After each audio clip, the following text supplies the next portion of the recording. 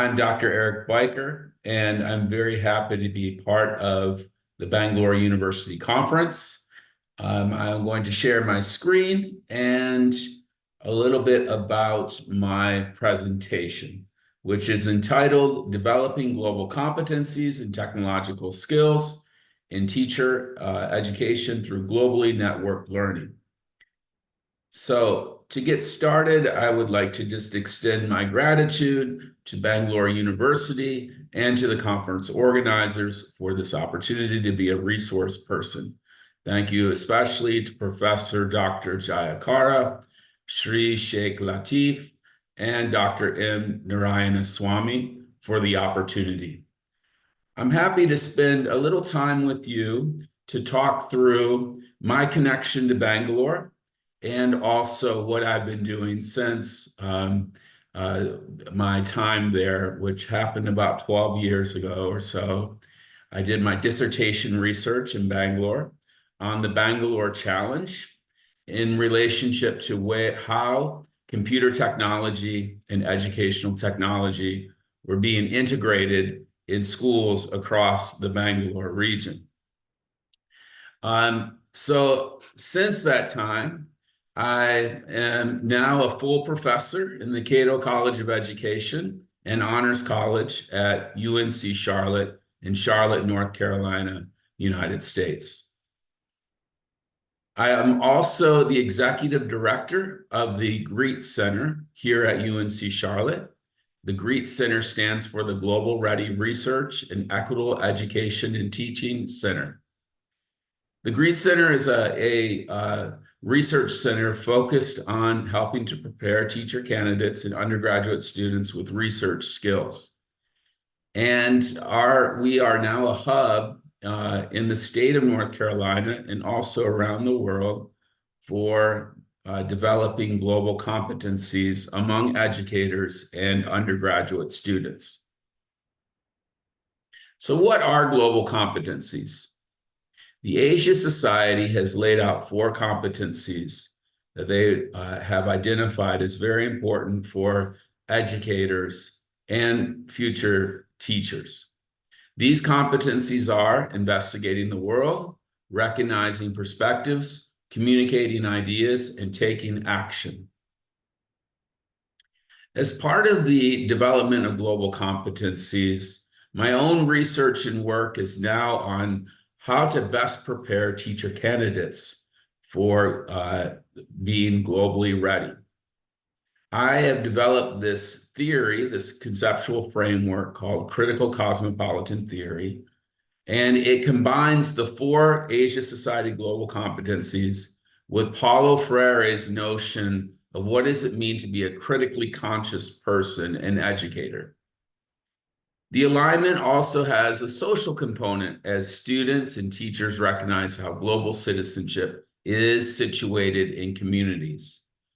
And critical cosmopolitan theory illustrates the development of active global citizenship to equip educators to take action and to rewrite the world. So if you'll just indulge me for a moment, I'd like to lay out the illustration or use this illustration to lay out critical cosmopolitan theory. On the top of the figure, you see concepts related to Paulo Freire's understanding of conscientization or critical consciousness. That includes reading the world and rewriting the world. Those are acts of literacy.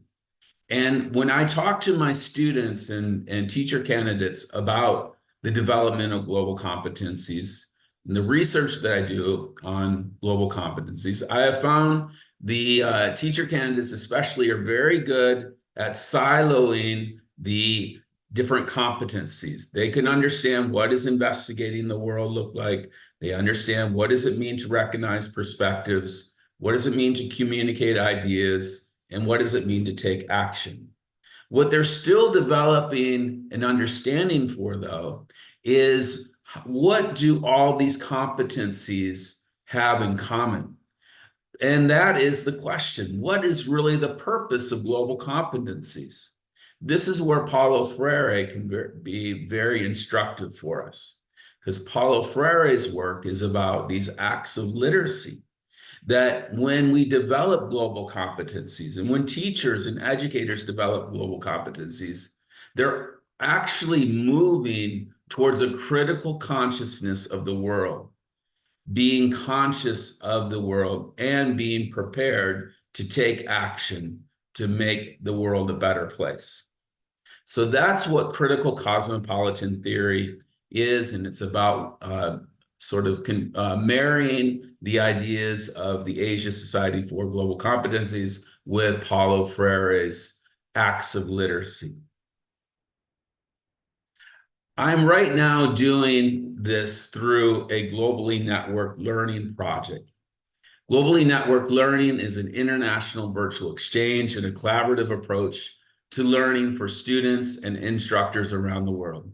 It allows for more equitable access to international virtual experiences than, say, students participating on study abroad, which often is for the privileged and very few. But for example, the Globally Networked Learning project that I'm currently doing with a university in Germany, I have over 58 students who are participating in that project. So it's more equitable for students. It also includes an active learning approach through intercultural communication and project-based learning.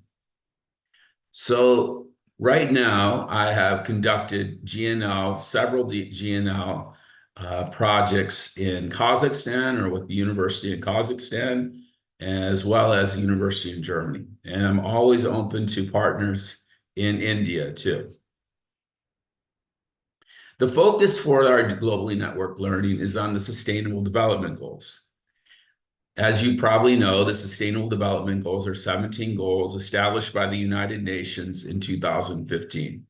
It established a 15-year blueprint for achieving a more peaceful, a more healthy, and sustainable planet by the year 2030.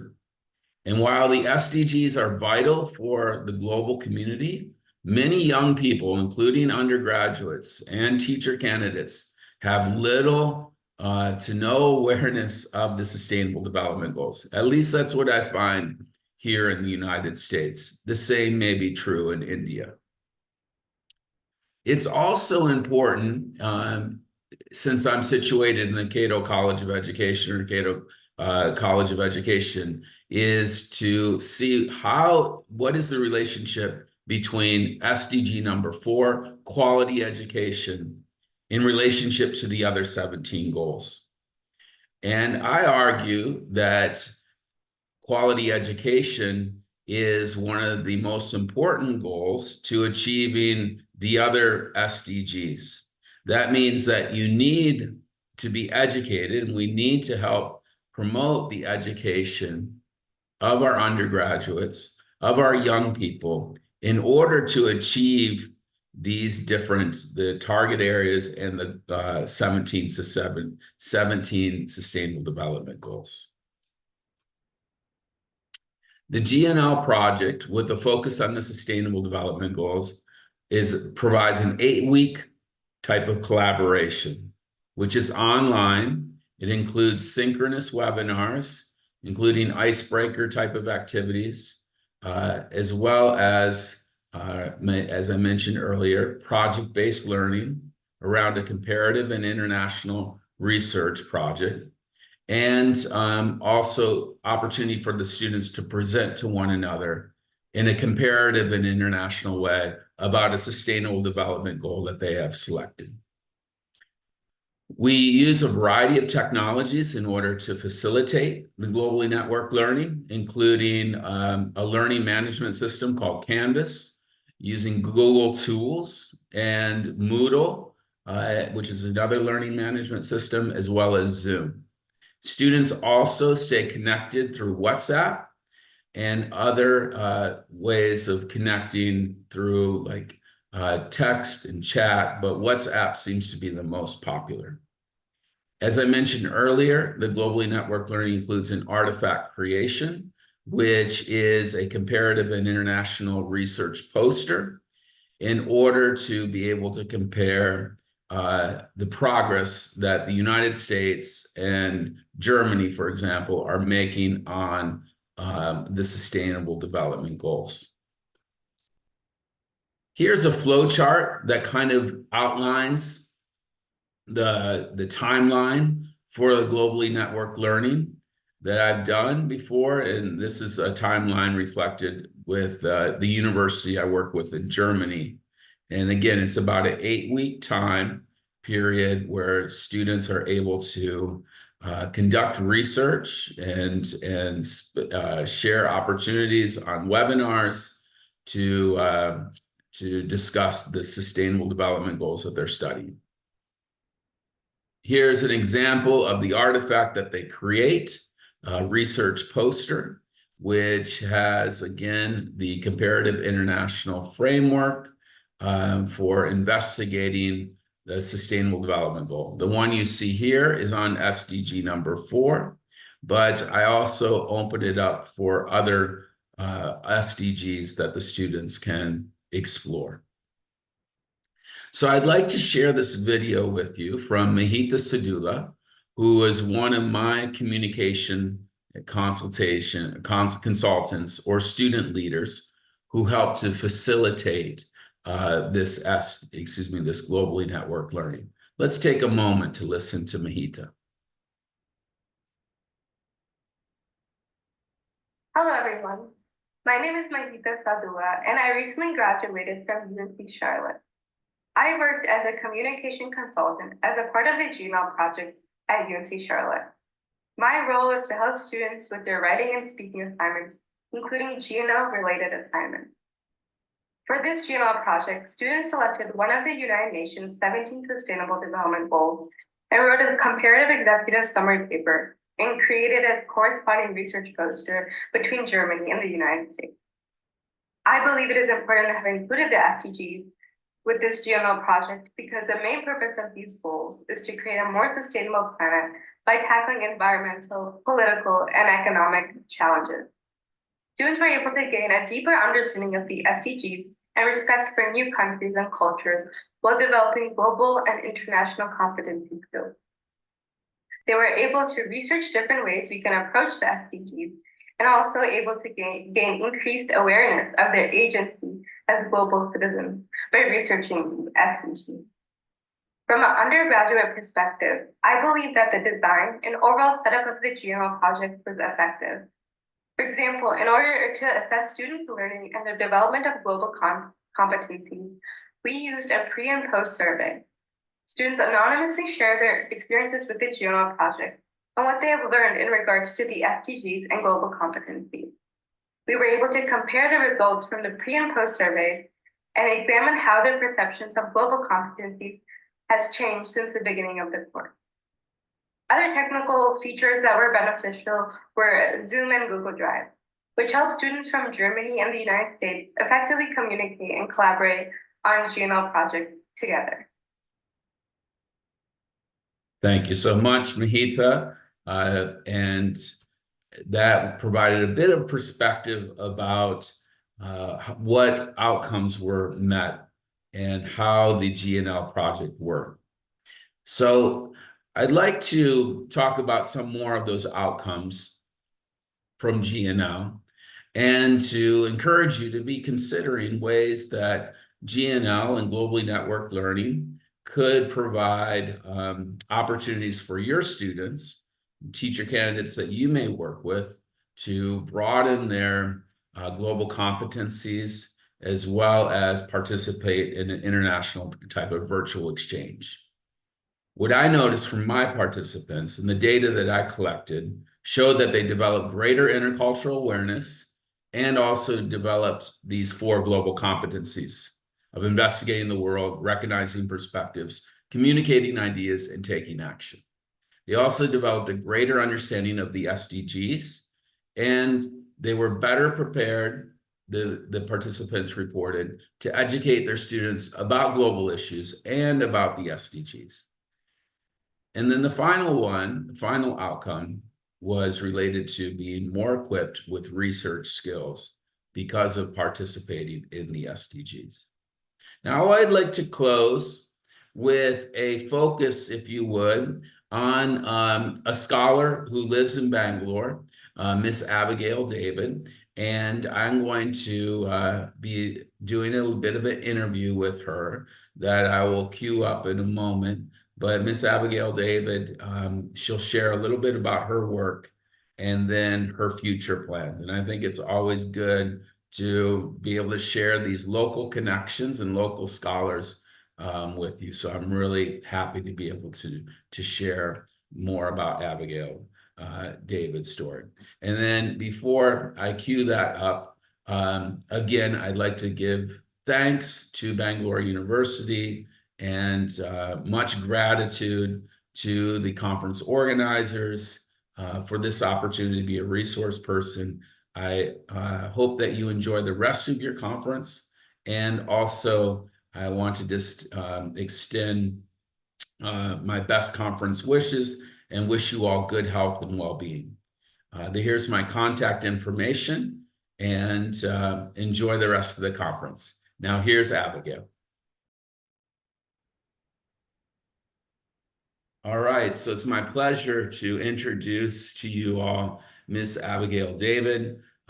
She is a researcher and scholar in Bangalore who I've come to know her work and appreciate her work related to literacy and also to children's theater. So I wanted to just have a little bit of time to spotlight Abigail's work in connection even to the earlier points I was making about SDG number 4, quality education. So Abigail, would you mind just introducing yourself, sharing a little bit about your work and research in Bangalore? Sure. Hi, everyone. My name is Abigail. I'm grateful to be here. I am a primary school educator and a research consultant with a Norwegian-based learning space in Bangalore. Currently, I help them document the work that they've done in terms of parent community as well as theater and education. And we are working together on publishing 2 research papers at the end of this academic year. In the meantime, I also am a theater workshop facilitator who conducts workshop for children and parents trying to see how theater can be used as a learning tool for quality and holistic education.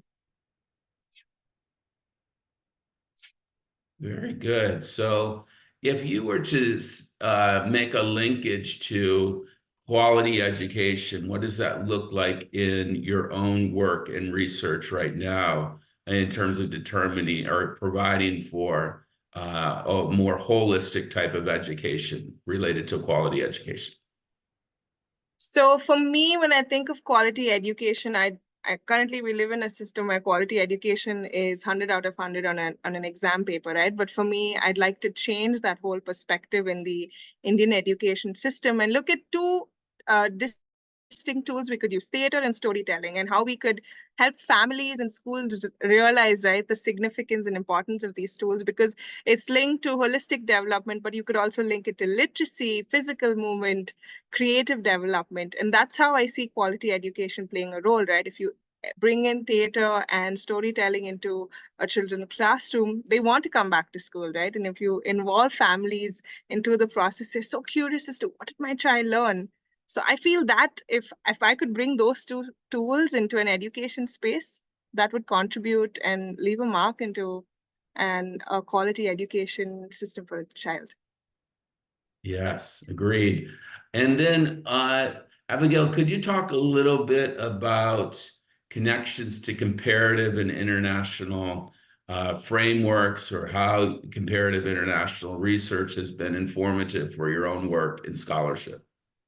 Sure. So personally, for me, family engagement has played a huge role into kind of figuring out how I can kind of change the education landscape, right? And when I look at a comparative framework, I want to go back again to the NEP, because the goal of the national education policy is to introduce quality education, right? And to make sure that it is accessible to each and every student, regardless of their socioeconomic background. And it doesn't really stop at when a child graduates from 10th standard, it goes into university, right? And how are you engaging and helping families at this stage, right? And so the NEP is is an important tool that I would use as a comparative framework, because if you actually look at the document, there are so many beautiful statements there, but unfortunately, schools don't know how to implement it in, right? So that's where I come in, hopefully, with the work that I can do. And an international framework that I would use is Joyce Epstein's 6 principles of, again, family engagement and involvement, right? And kind of seeing how the NEP and this framework coincide is, again, where the family is the center of it all, if I could put it in a statement, right? And again, it comes back to the families and schools working together to provide the SCG goal number 4, quality education. So I think it's really important that I have this perspective where I look at it from an Indian perspective, but I'm also bringing an international perspective, right? Which is very helpful because there's so many similarities and things that we can learn from each other as well. Agreed. Well said. I think that is the value of comparative international work, is how we're able to connect parts of the world, right, in dialogue and discussion about similarities and differences around a whole host of issues related to quality education, whether that is technology in schools or whether that is ways to improve literacy through things like theater. All of it is important, and all I think we can learn from one another through that comparative international framework. So Abigail, one last question, if you would, is just, can you tell us more about your next steps and why we should be looking forward to following you in the future? Sure. So my goal is to actually do my PhD in the University of North Carolina, and I'm excited to. The reason that I want to do it is I kind of see my future as a liaison between schools and families, where I kind of become that go-between.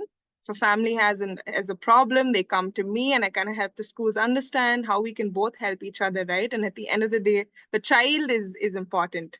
We're all working for the benefit of the child, and it'll be really interesting to see how I can impact curriculum, to see how I can bring theater and storytelling as engaging tools for family engagement and involvement, and kind of see how the SCG plays out, right? And to see if we reach that goal by 2030, quality education that is accessible to all.